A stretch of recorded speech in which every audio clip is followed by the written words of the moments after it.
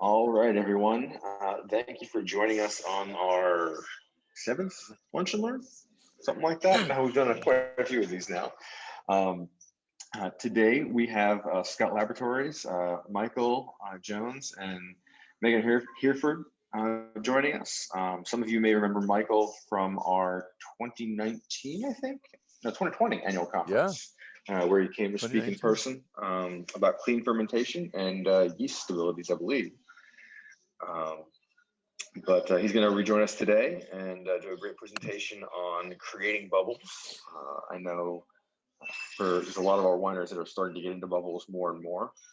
So I think it's an area of interest, most definitely. So Michael, I'm going to turn it over to you. You've got PowerPoint control. And if you guys do have any questions during the session, feel free to put them into the chat box. We'll kind of go from there. Okay. Well, this is a subject that is near and dear to my heart. I worked for 20 years for Domaine Chandon in California, and just about every aspect from what happened here? From planting the grapes, pruning the vines, to working the presses and managing the lab, you name it. Mostly I drank though. I love bubbly to the extent that 1991, I actually made it from January 1st to December 31st with a minimum of at least a glass of champagne every day. So I am also a big fan of what can be done in the eastern half of the US with bubbly. I think it has the potential for creating better bubbly than what we're doing in California. I can't really say that in California, but the thing is, so a lot of the weather conditions are such that you're creating grapes that have a limited growing season. You have in many cases there's high acid. The alcohol is lower. For a lot of the varieties, especially the hybrids, the phenolic content is lower. This is all what you're looking for when you're making sparkling wine. You're looking for good fruit development at an early stage. You're looking for high acid. You're looking for low tannins. You're looking for all of these things. And you're looking for an early harvest. And so for a lot of wineries, this can be a savior because you're going to be harvesting, in many cases, a month before you're harvesting for still wines. And in that month between the harvest for sparkling and the month for still wines, a lot of things can occur. Hurricanes can occur. Early freezes can occur, you name it. So anyway, into the methods. Okay, in the US, to call is the thing on the right side, is that blocking part of this? I can't tell, on my screen it is. No, I think it's just for you. We're just seeing the slides, it looks like. Okay, yeah. To call a wine a sparkling wine in the US, the law is that the bubbles have to be created by a fermentation in a closed container, and you have to have 3.92 grams of CO2 per liter. And the great thing about having 3.92 grams of CO2 per liter is that all of a sudden they multiply your taxes by about 5 or 6. So keep it under 3.92, which is about approximately under standard pressure and temperature. That's right around 2 atmospheres of pressure.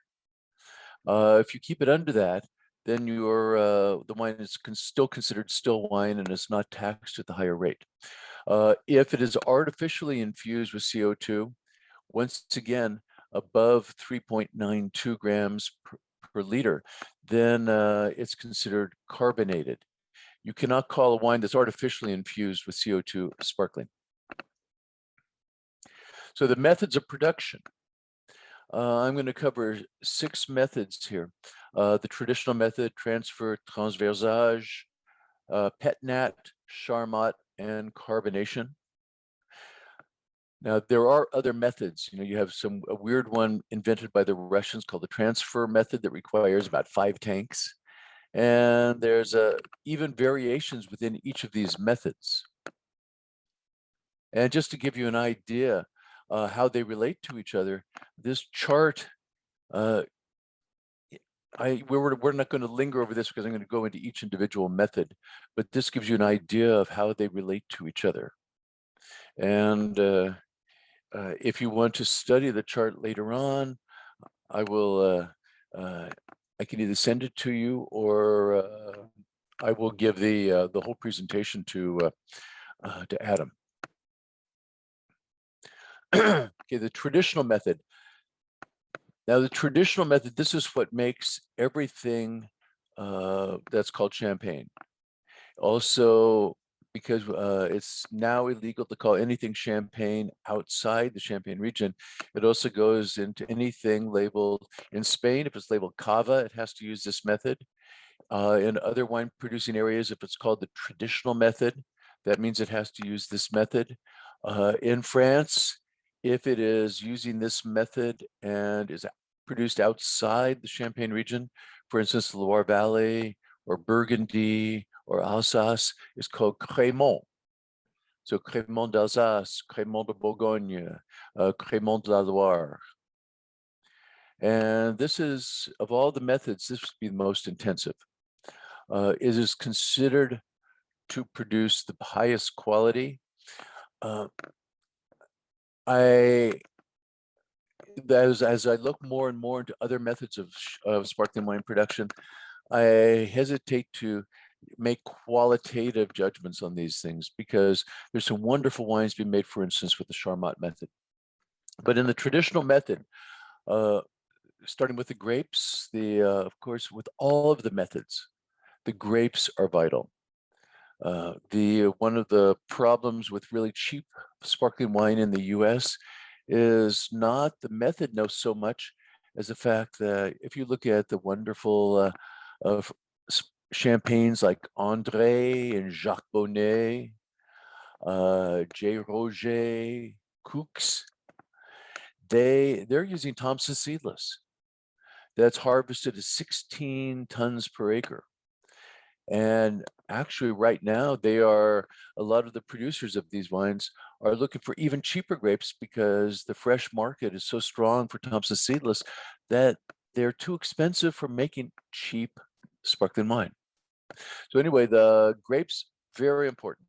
The base wine, when you're making the base wine, you're looking to make something that is very clean, you need to make, you're not looking to do a lot of things with it. So there might be something in the background that might add complexity to a still wine. But the problem with sparkling wine is once the bubbles are in there, even subtle little off characteristics in the background you might never notice will be magnified by the bubbles. So you have to be very careful in your base wine production. It needs to be very clean. You're looking to make something with a pH generally in the realm of about 3.0 to 3.2. Can go as low as 2.9. You want that acidity in there to create a very lively character. You want to keep the tannin level down because once again, tannins can be magnified by bubbles and create sort of a bitterness or an overly astringent quality. You have your base wine. The base wine is cleaned up, it's stabilized. Your sulfur has to remain low because you are going to go through a second fermentation. Generally for traditional method, you'll do a buildup of a yeast culture. You'll get it acclimated to the conditions of the base wine. Then you add that to the base wine along with the average, I would say the normal is 24 grams of sugar per liter to the base wine. That will translate into 6 atmospheres of pressure once you trap the gas. The wine, the sugar, the yeast goes into the bottle. The bottles are capped. Usually they're capped with a temporary crown cap. A second fermentation takes place. Now that fermentation will usually can take anywhere from 3 weeks to a couple of months. A lot of it depends on the condition of the base wine, the temperature, what have you. Second fermentation takes place trapping the gas. After the fermentation takes place, the yeast dies, creates sediment, And one of the major sources of flavor in the traditional method is the aging on the dead yeast. That aging gives you that, well, and it's not just the aging on the yeast, it is then the slow oxidation of those age characteristics give you that sort of brioche or toasty character in traditional sparkling wine and champagne. At the end of the aging period, which that aging period is actually governed by law in France, 15 months minimum for non-vintage champagne is 2 years minimum for, I believe it's 2 years, uh, for uh, for vintage dated champagne, and most of the really good houses will age considerably longer. You have ones like Bollinger with their late disgorged will age at upwards of 10 years on the yeast after the second fermentation. Then you come to Riddling, which is the bottles fit into A-frame racks in a horizontal position. This is the traditional way of doing it. The sediment is along the bottom of the bottle, and then you turn the bottle maybe an eighth of a turn a day, slowly moving it to the upside down position. The sediment spirals through the bottle, picking up any stray particles, gathering them together, pulling them into the neck. And usually after about maybe 3 weeks, the bottles are upside down, the sediment is in the neck of the bottle. There are machines that actually do this now. And after the sediment is riddled and the sediment is in the neck, you freeze the neck of the bottle, and then the bottles go upright, you pry off the cap, and the wine is disgorged. That is, the pressure inside blows out the frozen plug of sediment, leaving you with a crystal clear wine. You make sure to chill the wine down before you do this to prevent gushing, and also to make sure that you maintain most of your pressure inside the wine. During the brief time that it's open, a little bit of sugar syrup goes in. That's the last way you can affect the flavor. The dosage is usually made, well, it can be made with just a regular plain sugar syrup with water and sugar. And there's always a little bit of sulfur in there too. Or it can be made using wine and sugar. Then the closure goes in. That is in the case of most bottles, that's the cork. And then it actually still needs about 3 months after that before it should really go out in the market. It takes that long for the dosage to truly marry itself with the wine. Okay, now we jump to the transfer method. This was an attempt in the 40s to sort of modernize the traditional method. Steps 1 through 5 are pretty much the same as the traditional method. That is to say, you're going to go into the bottle with the sugar, the wine, and the yeast, and have a second fermentation inside the bottle. You can also age the wine on the yeast in that bottle and to get advantage of the yeast to volume ratio. But then, instead of going through riddling and disgorging, which is very time consuming and very labor intensive, the wines go to a machine that pries off the temporary cap and then quickly forms a seal over the top, and the wine is transferred to a holding tank that is pressure rated. From that tank, it is filtered into a bottling tank, which is also pressure rated. Now the wine is clear. And in that second tank, your dosage to the sugar syrup that you use to balance out the acid, you put that into the second tank actually before you pump into it. And when you pump into it, the wine mixes with the dosage. From the bottling tank, then it is sterile filtered into another bottle where the finished cork goes in. It used to be that in traditional method, the wine would say, or the label would say, fermented in this bottle. In the transfer method, the bottles would say fermented in a bottle or fermented in the bottle, meaning the bottle way over there, as opposed to this bottle here. Okay.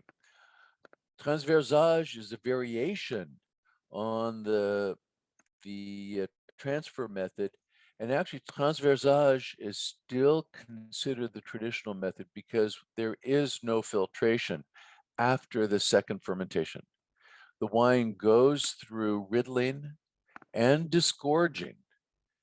But then after disgorging, while the wine is open, instead of the dosage going in and the cork going in, the wine is transferred to a pressure rated tank where it mixes with the dosage and then is bottled under pressure. And this method is used for doing either oversized bottles or 187s. And because there is no filtration after the second fermentation, it is still considered the traditional method. Petnat. Actually, it wouldn't surprise me. Do you, I think you probably have some producers in Tennessee that are doing some Petnat now. I know that there's a lot of people down in Texas doing Petnat. I know some people in Virginia that are doing Petnat. I have some friends up in the Finger Lakes that are doing Petnat. And a friend of mine in Colorado just did Petnat with the new grape variety Aramella that came out of New York. And it's actually a fun wine. It's simpler because you start, of course, once again, it depends on, you start with the grapes, and a lot of the quality of Petnat is dependent on the grapes. You want them to be, good high acid. In a way, you want a good low pH because that pretty much is your only protection. That and the pressure inside, your only protection against like microbes, wild yeast, what have you. You bring the grapes in, you crush them, you start your fermentation in tank. But before the fermentation is over, while there's still a little bit of sugar left, the wine is then transferred out of the tank into bottle, and a temporary cap goes on the bottle, a crown cap. Then it finishes the fermentation in the bottle. Most Petnat is then just sold like that. It's cloudy. What you've done in an ideal Petnat, there's a little bit of yeast left. It's quite often a bit cloudy. Sometimes you don't get any sediment in your wine in your glass until at the very end. You've captured a lot of those very fresh fermentation aromas. In this case, it's just a single fermentation that's interrupted. You have to be careful. This, most people are checking their bricks with a hydrometer. And as you know, 0 bricks is not 0 sugar. And I know a couple of people that have made the mistake of bottling their Petnat at 2 bricks or 3 bricks. Well, at 2 or 3 bricks, you're up around 4, maybe even 5% sugar.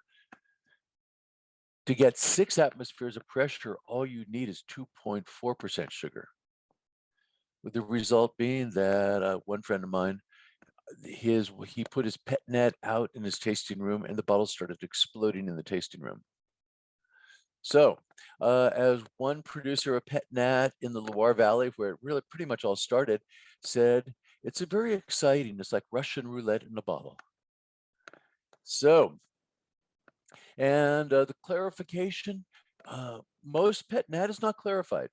Part of the whole idea is of Petnat and the resurgence of Petnat, because this is the most ancient way of making sparkling wine. Part of this is to get away from the snobbishness and the prices of champagne, which have to go through all of that work. And if you start going through clarification, then you have to either do something like the transfer method where you transfer it out and filter it, or you have to go through riddling and disgorging, and all of a sudden your labor costs skyrocket. And if you just leave it with a little bit cloudy, then you don't have to worry about the closure because it already has the closure on it. Sharmat method. This is what goes into the making of all of the cheapest bubblies in the US. But it's gotten sort of a bad name because of that. I'm a big fan of the Sharmat method because it doesn't have to be cheap. If you look at, if you go into Temecula in Southern California, there's South Coast Winery there that is doing very high-end Sharmat. They also do traditional method, but they use the exact same grapes for both their Sharmat and their traditional. And they will even, in their Sharmat method with their Brut blend, which is Pinot Noir and Chardonnay, they will age it in the tank on the yeast for 18 months. But because of the size of the tank and the volume of wine compared to like the yeast sort of lying flat on the bottom, it will never get as much of the yeasty character as you get during the traditional method. So it's still very high sparkling wine, but a little more fruit forward.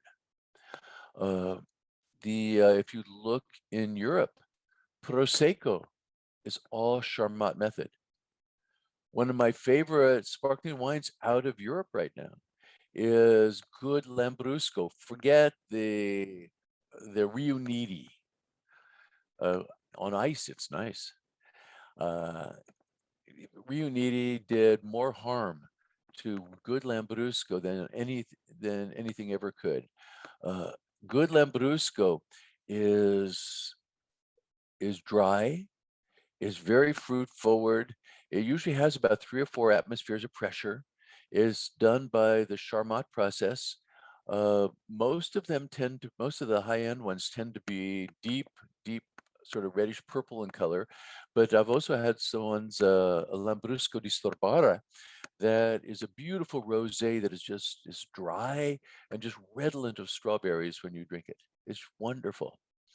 And these all use the Charmat method. In this case, you start out with your grapes. You, just as you do in making a traditional method, you press them very carefully to avoid tannins, to avoid too much unwanted character from the phenolics.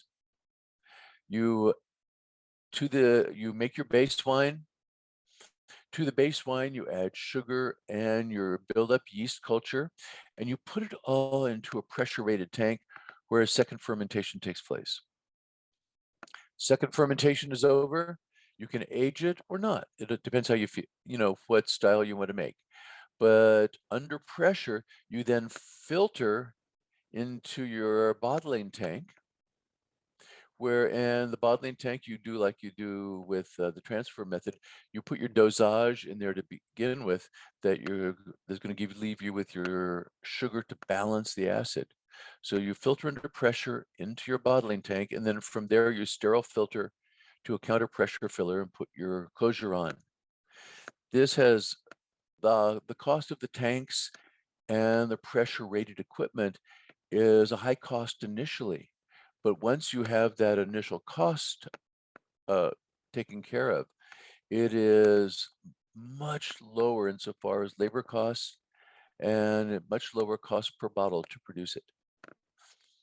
And in Germany, you see a lot of custom crush facilities doing this, so that if, for instance, you have an early winter and people need to harvest their grapes in a hurry, so you have low sugar, high acid, they'll pick their grapes, send them to the custom crush facility, and they'll put them through the Sharmat method and send back a portion of the production to the grower to be sold as sparkling wine. Actually, you see this happening all over Europe. One of my big regrets is that there's very few producers in the United States doing custom work with Sharmat method. I know of 2. One is Weibel in California, and the other is Mobby up in Michigan, and they're doing a great job. And actually, Mobby, also under his own label, is doing a one made from Cayuga grapes. And I poured that at a seminar that Megan and I had at Surrey College in North Carolina a couple of years ago, and people loved it.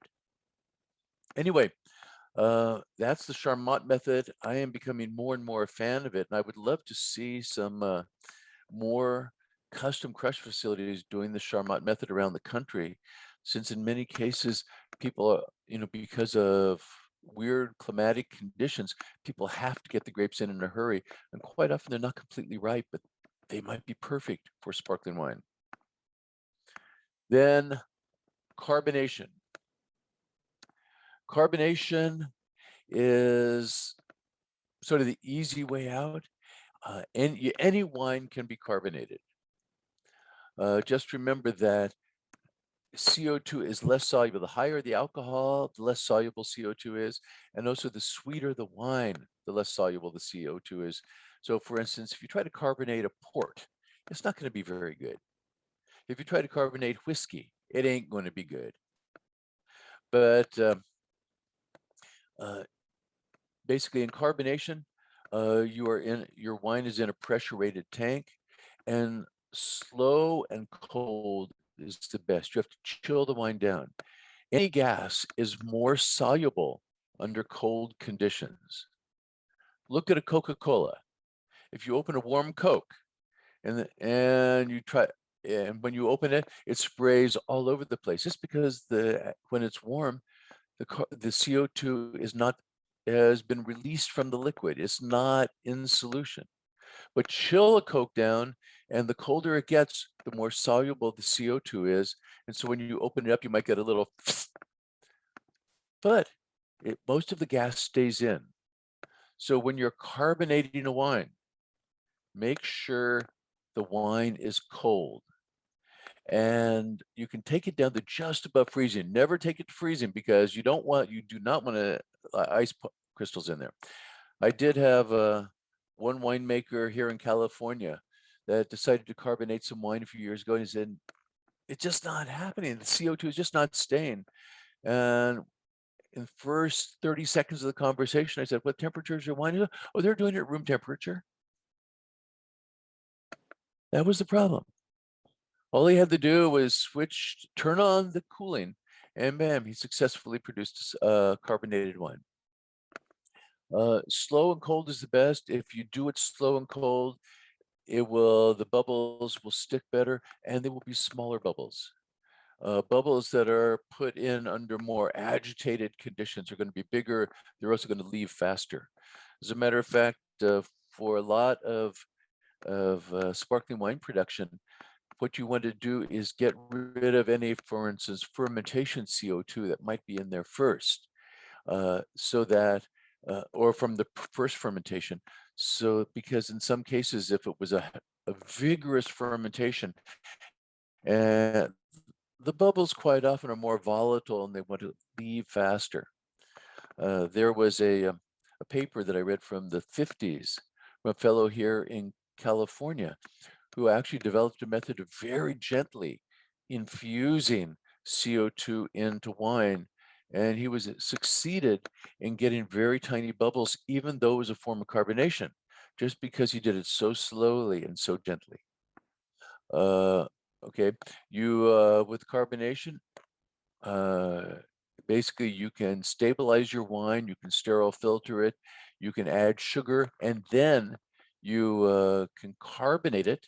Then you bottle it through a counter pressure filler, and your cork closure goes on. So that's it. Actually, this is record time. I've never covered all of these methods in a half an hour before. Because we sometimes will do, Megan and I have done a number of seminars on sparkling wine, and usually just covering the traditional method will take an hour and a half to 2 hours. But I don't think and even the Sharmat method, what I've noticed is going into the intricacies of the Sharmat method, that can easily take an hour. For instance, I gave you for the Sharmat method, the traditional way it's done. But I know a producer that has tweaked it so that instead of using a pressure rated pump, after the second fermentation to transfer from one tank to another, he uses pressure differential from one tank to another to create the flow of wine. Same thing to the bottler, from the bottling tank, which is pressurized now with pressurized wine, to the filler. He uses pressure differential to transfer the wine instead of a pump. So, all right, we got time for questions then. yeah. Anyone on the call, you can feel free to unmute yourself, or you can enter in the chat if you have any questions for Michael regarding the fermentation process, or if you are working with some kind of sparkling and you're having some issues, maybe you can answer those questions as well. And also while waiting, one of the things I wanted to mention because a lot of people, their first attempt at sparkling is going to be with Petnat. And I was visiting a producer in Texas, and they had on the menu, they had Petnat. And so I decided, well, I'll try it. So I was going to buy a bottle. He said, well, no, we only serve it here. And matter of fact, they are the ones that open it for you. They won't let you open it either. And he brought out the bottle, and it was upside down, and there was 3 inches of sediment in the neck. If you bottle the wine when it is an active fermentation like that, you're going to end up with a lot of yeast cells. And I discovered this myself because I made a Petnat, and I don't have a means of chilling down the wine. And so it went in the bottle, and boy, was it gushing like crazy. And when it finished the second fermentation, or finished the fermentation in the bottle, I ended up with over 2 inches of sediment in the neck. Ideally, when you're doing Petnat, you will, as it gets closer to the point where you want to bottle it. And one thing I should mention, you should try to bottle it with less fermentable sugar than they do for champagne, because you always, it's better for something like that where somebody's going to open something at home, better to err on the side of too little than too much, because too much can be explosive. Anyway, the best ones I've had, what they've done is they start to chill the wine down as it approaches the sugar level that they're looking for, which is usually right around 0 Brix, because 0 Brix is usually, maybe around 2% sugar. And they get it so that the fermentation is going so slowly, most of the sediment has settled out down to the bottom. Then when they get to the sugar level, they cold crash it. And while there's just a little bit of sediment hanging in the wine, they pump off the heavy lees into bottle, and then they bring it up to temperature right away, and it finishes the fermentation. And there's a woman here that makes very good Petnat in Napa, and by doing it this way, she ends up with just a slight little line of sediment on the very bottom after the fermentation is over. She has I would say about 2.5 atmospheres of pressure, which is more than enough. And when you drink it, it's not till about the 3rd glass you even get any sediment in your glass. And it's a delightful wine. So, any questions? Anyone have any questions? Yeah, I have a question. So when we were making Petnat, what we would do instead of turning the bottle an eighth of a way is when we wanted to riddle the wines, we'd pack them up into cases, throw them in the back of the mule, and drive around the vineyard until they were shaken up. Can you make some commentary about doing the riddling process in that way, where it's sort of a violent shaking of the bottle versus like a fastidious turn each day, if that adds complexity or not? No, it doesn't add more complexity, but it's a really viable way to do it. I have I do sparkling wine myself, and I don't have riddling racks. God, I used to be riddling racks were all over the place. I worked at Domaine Chandon. We had 1 million of them. And if I wanted one, they gave me one. I didn't take them.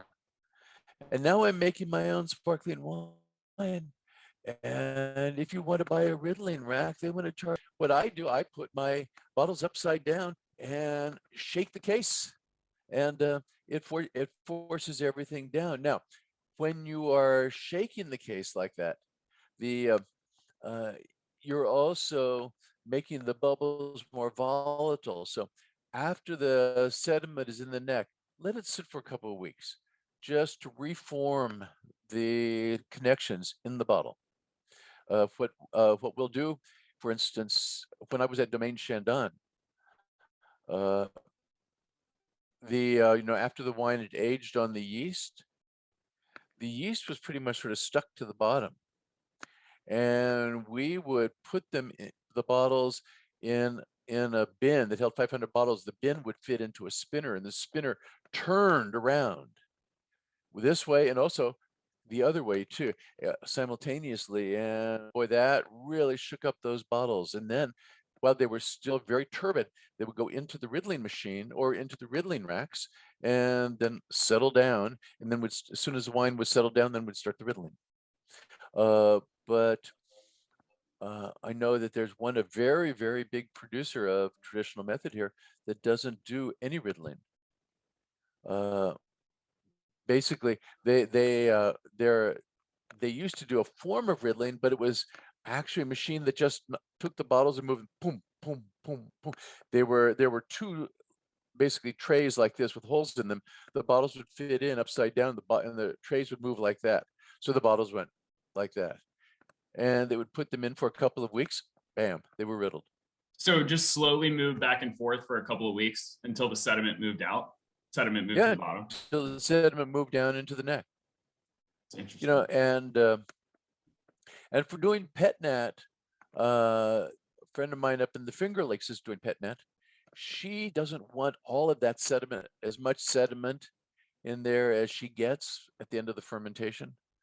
So she doesn't really do any riddling. She just puts the bottles upside down, does a quick disgorging, and doesn't do any residual sugar, doesn't do any dosage.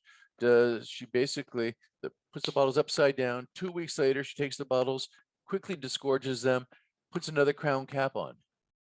And there's always just a little bit of sediment in there, just a tiny bit, from yeast cells that are stuck to the side of the bottle. But she said, "You're doing Petnat. The reason you're drinking Petnat is because you're not looking for something that's as refined as champagne.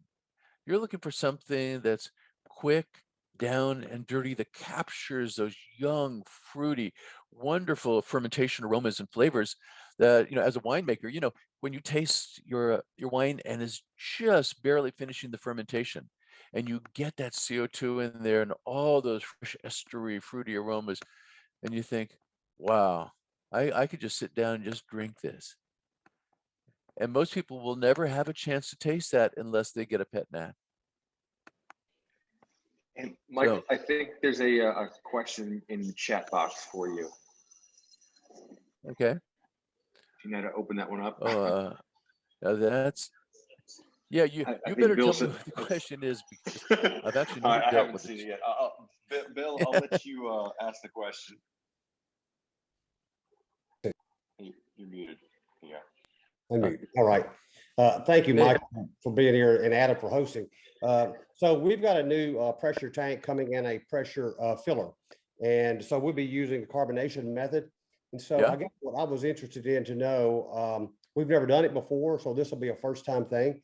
And of course, we would love to go watch somebody else do it, but unfortunately, no one here in West Tennessee is doing it. And so what are some things to look out for, and some advice about that?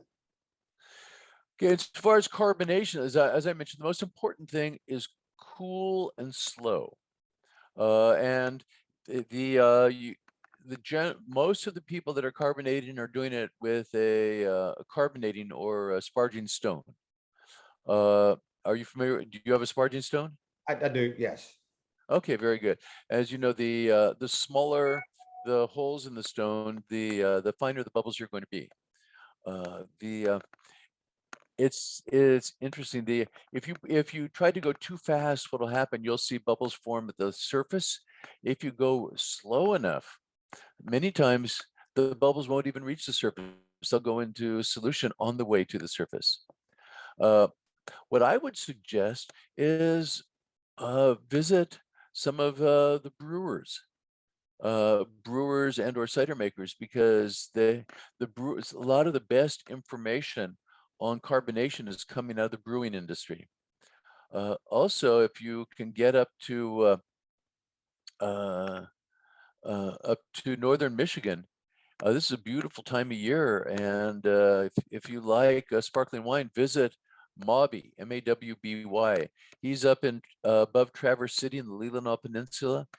He does traditional method, he does Sharmat method, and he does custom carbonation for people too. And I'll just cut in here real quick. This is Megan with Scott Labs. Somewhere that might be a little closer that's doing carbonation is Virginia Wine Works in Charlottesville, Virginia. He's making quite a bit there. What's the name of that again? Virginia Wine Works. That's Michael Shaps. It's one of our largest custom crush facilities in Central Virginia. Yeah, I've heard of him. Yeah. And Bill, I think Wilson is doing carbonation as well for Beach Haven. Oh, yes. Okay. All right. Wonderful. Because I know they do it at Collier, but yeah, Wilson would be much closer.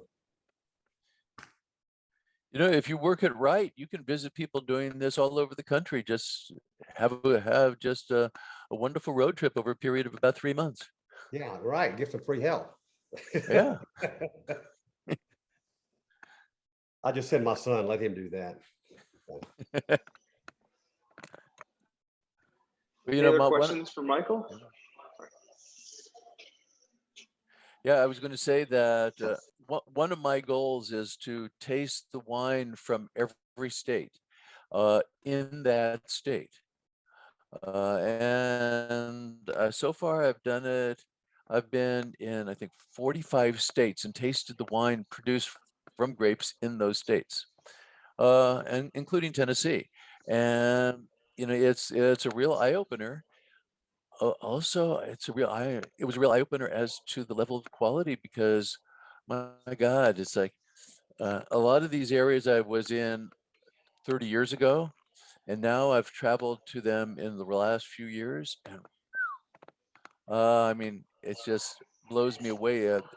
The quality has grown by exponentially, whereas Megan is aware that I am always ragging on California because I've been in the wine industry here since the 70s, and I thought we produced in those days much more elegant, age-worthy wines, whereas now they're more blockbusters that take the enamel off your teeth, that, you know, they're very alcoholic, and quite often they lose their distinctive fruit and become just sort of generically jammy. Whereas it seems like once you get to the east side of the Rockies, you avoid that. Anyway, so I still have, I think, about 5 more states to visit and taste the wine there. And then what I figure, by then, hopefully everybody is going to be making sparkling wine, and then I can start all over again and taste the sparkling wine in every state. I think that's a great goal. And I don't know if you've hit Alaska yet, but I'd be curious. Yeah.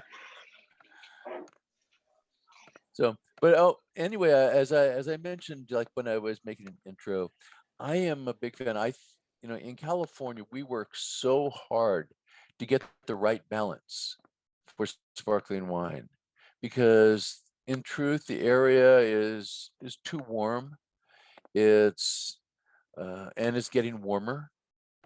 And a lot of the areas that like I live in Carneros in Napa, which produced a lot of the wine, a lot of the base wine for Domaine Chandon. I'd say the majority of their stuff, and a lot of other producers down here like Tattinger. The problem is this area is getting very, very warm now. You know, every year we're having, you know, several weeks where it's up in triple digits, and that is not conducive to good grapes for making sparkling wine. The thing I've found as I've done more and more traveling around the country, as you get east, and especially get away from the Gulf Coast and move farther north. It's more of a continental influence that is both good and bad. It's bad insofar as some of the extremes you get, but it's good in that with the limited growing season, you're choosing varieties that quite often develop their flavor at an earlier stage.